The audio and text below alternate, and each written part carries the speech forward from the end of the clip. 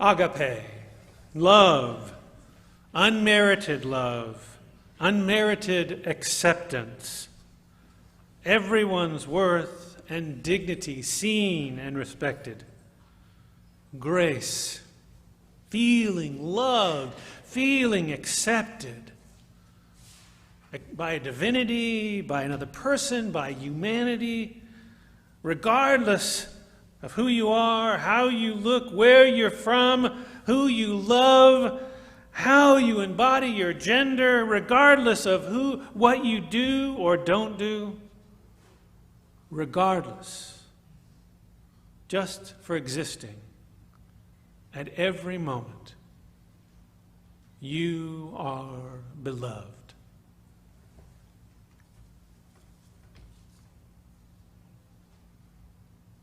Have you ever felt loved and accepted just for existing? Not because you've done anything. Perhaps someone has treated you that way. Perhaps a stranger has helped you. Perhaps you felt a wash of unmerited grace and love when something worked out in your life when you didn't earn it or deserve it. Perhaps you felt a touch of grace when you saw something, maybe something overwhelmingly beautiful in nature, and you felt part of creation or divinity, accepted as part of the universe just as you are. I hope you have. Do you think that's a universal experience? Or privileged experience?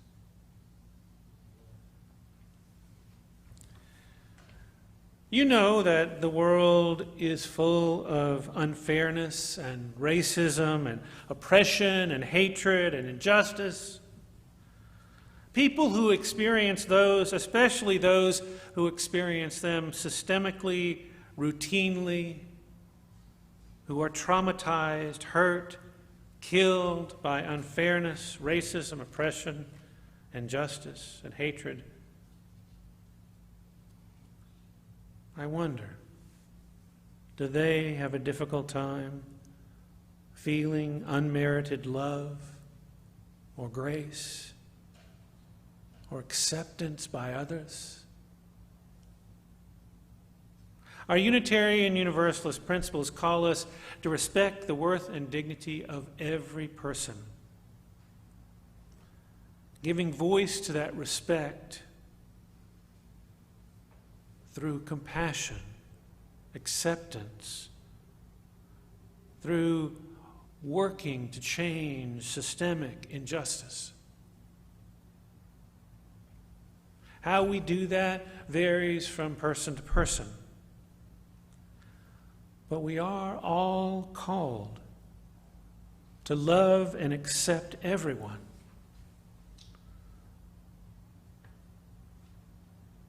And particularly those in need, those treated unfairly or unjustly.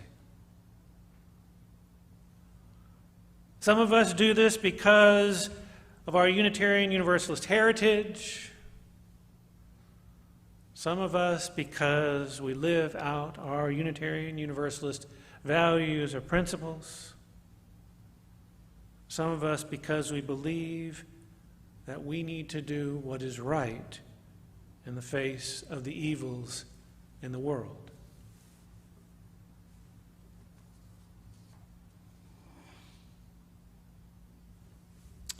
I mentioned something at our last social justice meeting that I want to share with you.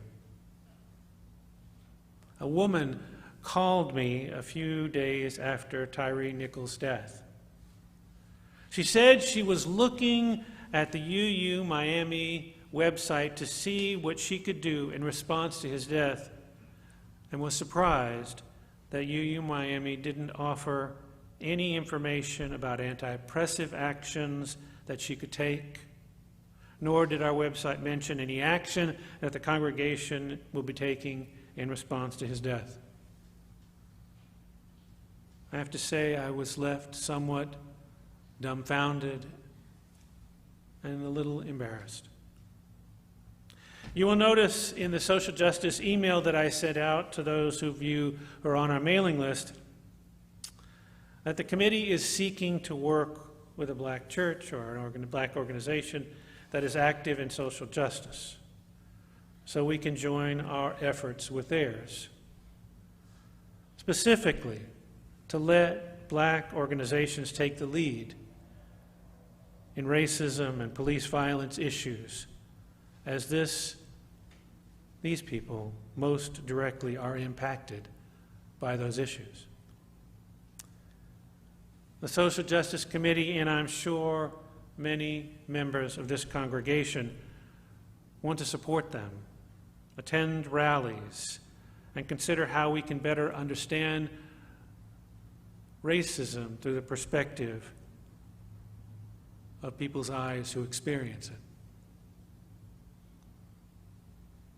You might ask, why support their perspective?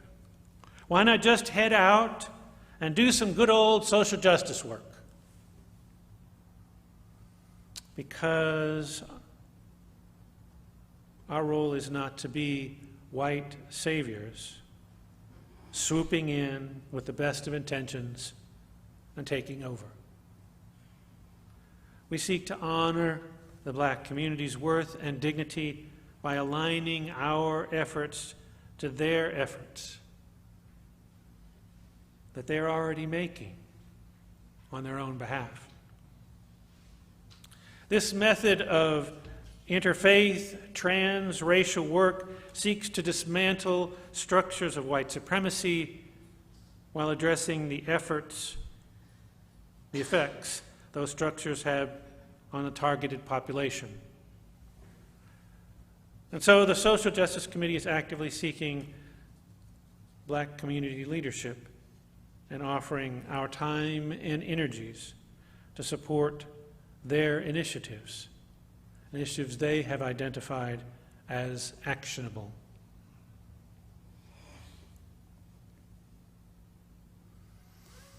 As I started writing this sermon, I reflected on a publication that I receive about once a month from the University of Chicago Divinity School. It's called Sightings. The article asks the question, should we watch videos of racialized police violence, by Zachary Taylor. Zachary is a white PhD student in religious ethics at the University of Chicago Divinity School. And it was a hard question for me to answer in my own heart as I read what he asked. What is the moral value of our witness? Why should it matter morally that Americans bear witness to the horrific display of police violence that led to the death of a black fellow citizen? And how can we bear witness to black suffering in ways that avoid commodification, in other words, converting human, social, or cultural value into market value, and avoid exploitation?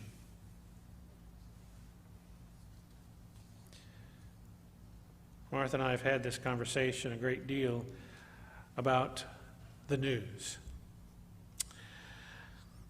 I don't know if you've watched the news lately, ABC, CBS, NBC, it doesn't matter. Newscasters start the show showing us some horrible event as a teaser for the broadcast to, in essence, whet our appetite so we will stay tuned. Later in the broadcast, they'll say, before they show you this horrible thing one more time, please be warned that the images in this video might be disturbing. I'm sure you've experienced it. It always seemed too little, too late to me. They've already shown us disturbing images 5 times before their warning. In essence, numbing us out before giving us the real story. And what purpose does that serve? Does it give us a heads up if our attention wanders? Does it increase the market value of the incident? It's so easy to be numb to the violence we are inundated with already. And yet, Taylor's theological article was encouraging me to watch these disturbing videos as an act of bearing witness to racism and oppression and police violence, so I wouldn't be numb to it, so I can combat society's commodification of it, so that I didn't succumb to the images with society's default setting of exploitation.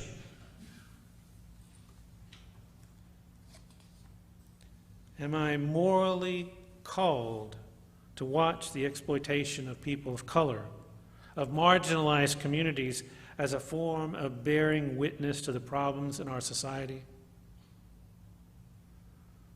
It's so easy to feel helpless and hopeless as a witness. As I read the article, I wondered if any of the unmerited acceptance and love I show to my fellow beings makes any real difference in the world with so much hate and violence in it. And yet I continued to read the article. Taylor goes on to suggest that bearing witness to these videos can plant the seeds of change within us and can lead us to action, to do something in the world that'll make a positive impact. Rallies, petitions, protests, grassroots organizing, something concrete to try and make a difference, to stem the rising tide of oppression, to try to effect change. He writes, "We may watch these videos so that we do not become desensitized to black suffering, especially when it is a result of state-sanctioned violence. Just as there is a concern that repeated exposure to black suffering and death may inure white audiences to racial injustice, there is equally a concern that it is all too easy for white viewers to turn their heads and avert their eyes to the horror of racialized police brutality." I have to admit, he's right. It's easy for me to see this image, get angry at what's happening to others, and then return to my normal, privileged life. People of color and marginalized people can't turn their heads and walk away from the trauma, abuse, and oppression they experience constantly. I can take a breath between the racism and oppression that I witness on TV or on the internet without worrying what's going to happen to me when I drive my car in a white neighborhood. What happens when a policeman or police person offers to talk to me? I don't have to have an ever-present underlying concern about being injured or even killed by those who abuse their power when they serve and protect. Can bearing witness to these videos be a way to express unmerited love and acceptance of people who are different than me?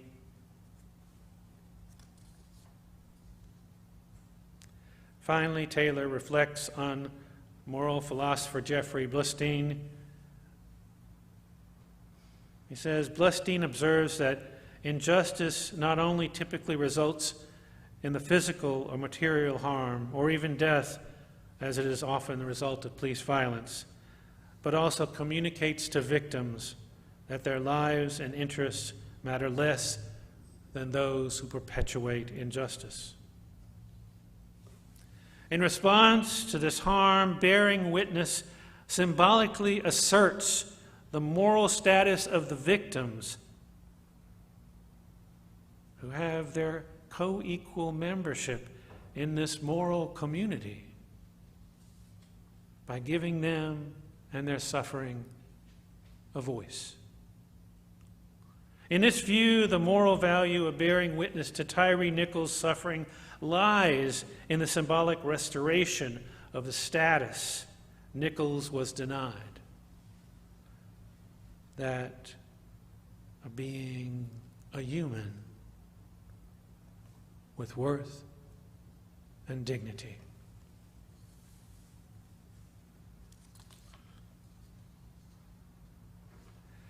The denial of worth and dignity is not the Unitarian Universalist way.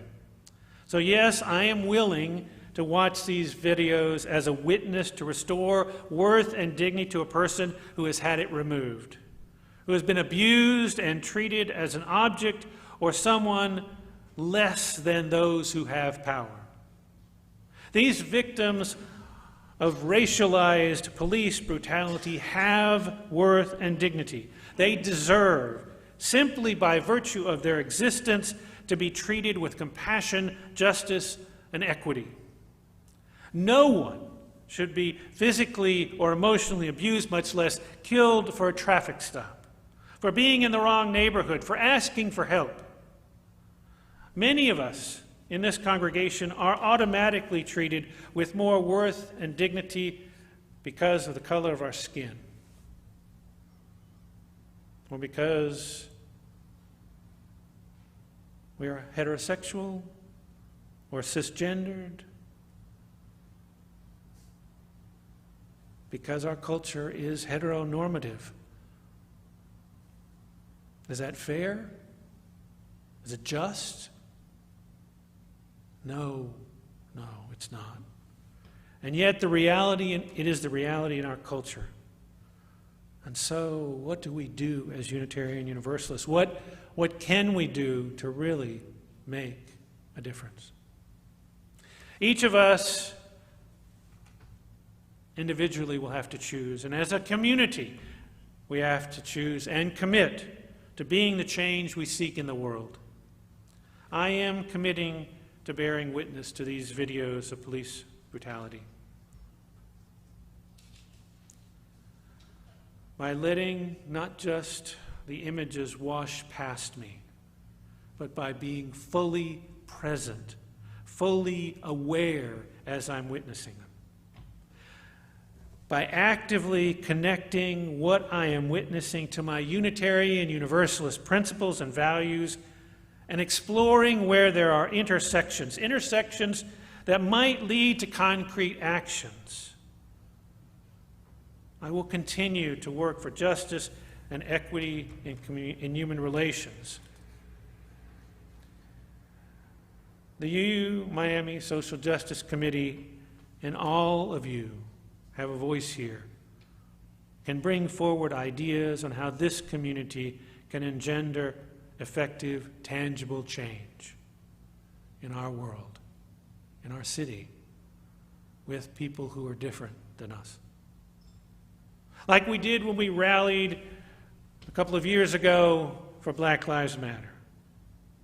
All of us can seek to develop relationships with communities of color so that our community can join with communities of color as we work toward goals they themselves have identified as critical needs. We can treat people with worth and dignity not because of something that they've done, but simply because they exist. Looking them in the eyes, talking to them with respect, honoring and trying to understand their perspectives. These may not be easy things to do. They might not be the norm in our society. But I believe, as Unitarian Universalists, these are the kinds of life-affirming actions that we are called to do. And in that spirit, please keep in mind that this is Black History Month. Really, keep that in mind. And we're called to be allies to people who are trying to rise up on the shoulders of their ancestors, whose names they do not and probably will never know, whose stories and traditions were erased as they, as enslaved people, built this country, whose economic progress has been restricted, and whose lives were threatened if they tried to succeed or thrive. Please open your hearts and minds to the stories of African Americans who are part of the history of this country, even if it makes you uncomfortable. This is how we can embody unmerited love.